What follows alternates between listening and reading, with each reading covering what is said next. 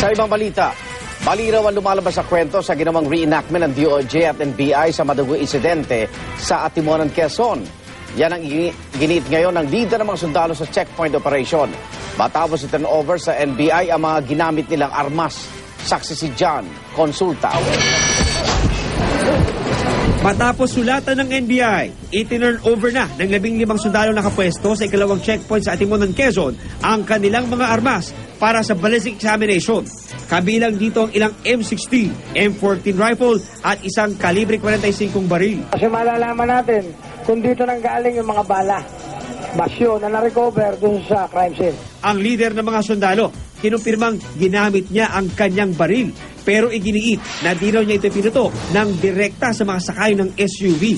Gaya ng inilarawan sa reenactment ng barilan sa harap ni Justice Secretary Laila De Lima.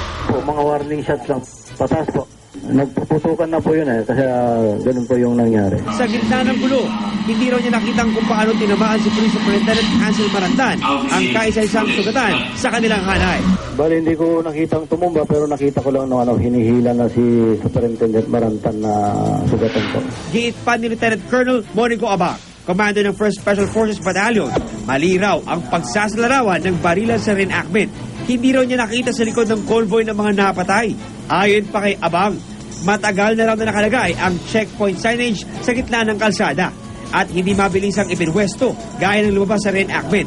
Pero totoo raw na iniharang nila ang military jeep sa daan dahil magtatangka na raw noong tumakas ang dalawang SUV. Mayroon akong napanood sa TV na hindi naaayon sa totoong nangyari po. Mali yun. Lahat ng ginawa doon mali. Attorney Buena, testigo na nagsasabi ng tunay na pangyayari. Attorney, bakit po paniniwalaan niyo po mga testigo pong hawak po ninyo ngayon compare sa mga testigong hawak ngayon ng DOJ? Sapagkat sila nagsasabi ng totoo, mga kliyente namin.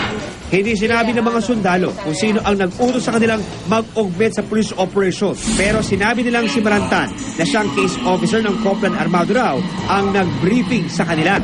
Muli nilang iginiit na lehitimo ang operasyon kaya dismayado raw sila sa pahayag kahapon ni Secretary De Lima kahit di pa tapos ang investigasyon.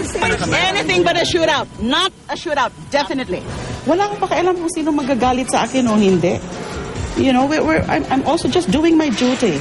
And it's my prerogative to personally oversee that activity yesterday. Sinadya naman ng NBI ang ospital kung saan nakakonfine si Marantan at dito ay isinumite ng kanyang kampo ang kanyang service firearm at ipinakita na rin ang kanyang mga sugat.